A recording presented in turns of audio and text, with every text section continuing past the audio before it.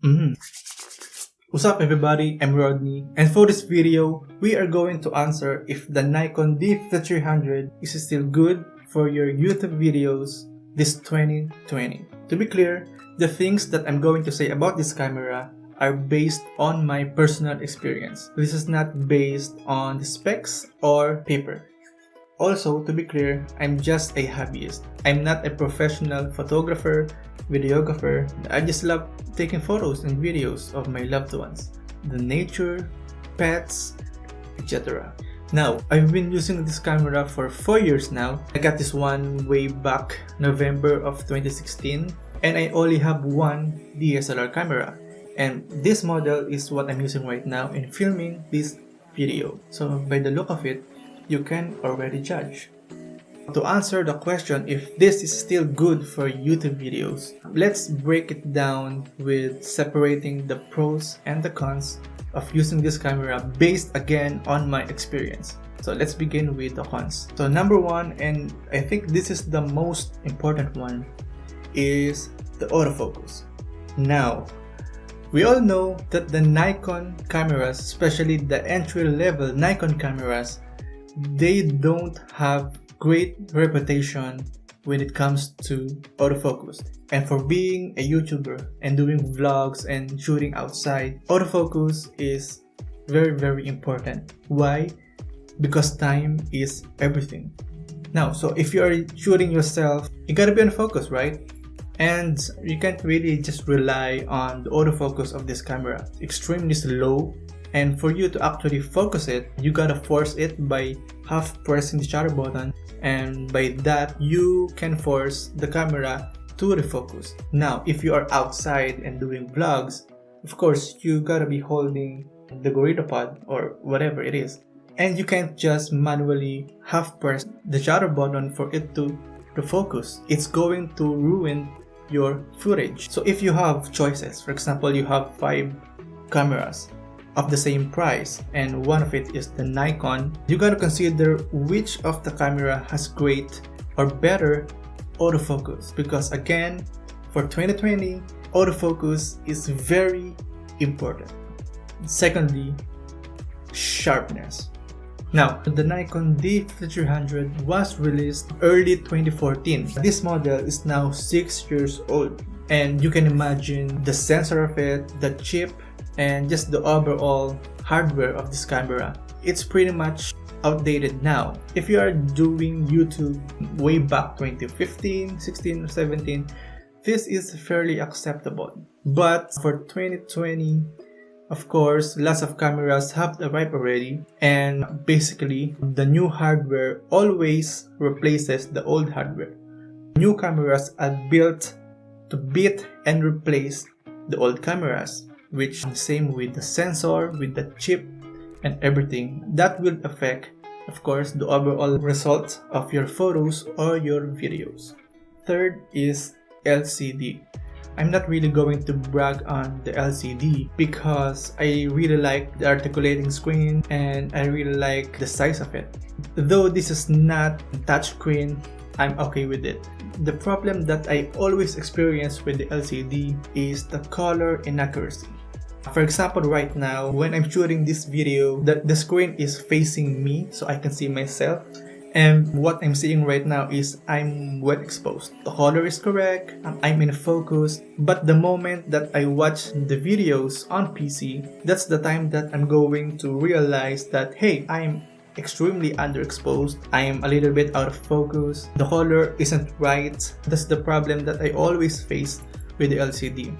I'm not sure if modern cameras have better LCDs because sometimes I still watch other YouTubers using great cameras and they still complain with their LCD. Number 4 is the white balance. This wasn't important to me, especially when I was just learning how to use DSLR. There are so many things to learn.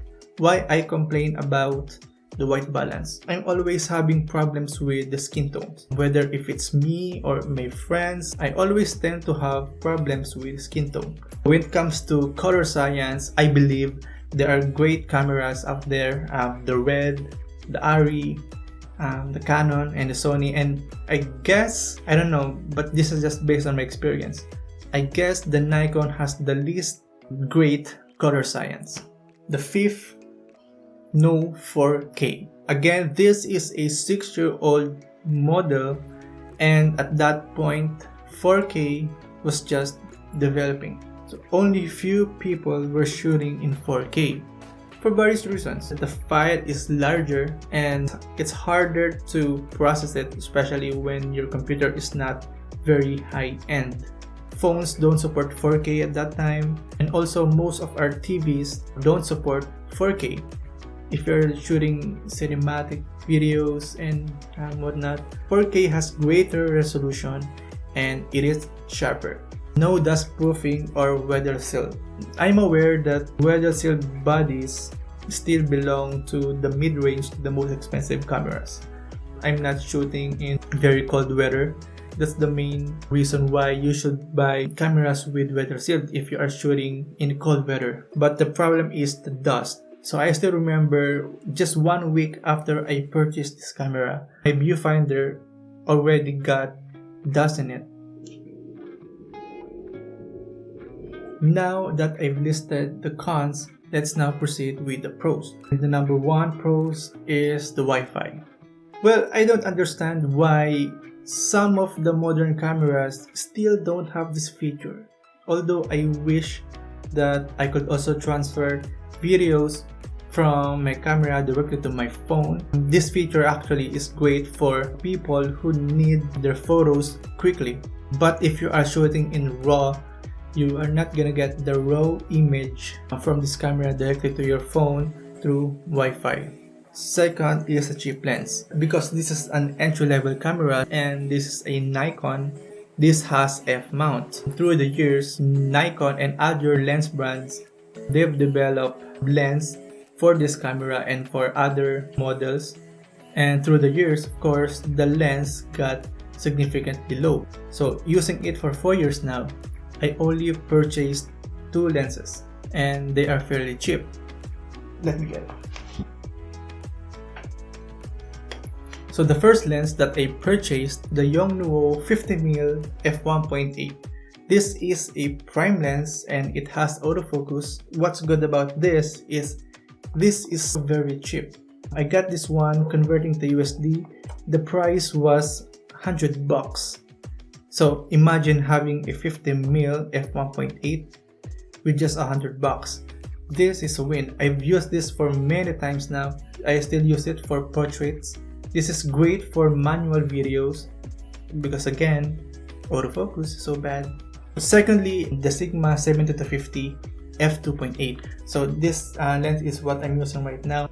So what's good about this? For its price of about $300, it has a fixed aperture of 2.8 and it's a zoom lens. You can shoot in wide and you can shoot in 50mm, which is great for portraits, and if you are doing vlogs, this is a great lens. The third, this is still good for photos. Now I know that we're talking about YouTube videos, but if you're considering in buying this camera, you should know that the Nikon has great reputation when it comes to photos. Earlier, I've said that the Nikon has bad reputations when it comes to autofocus, and this is not the top choice when it comes to videos.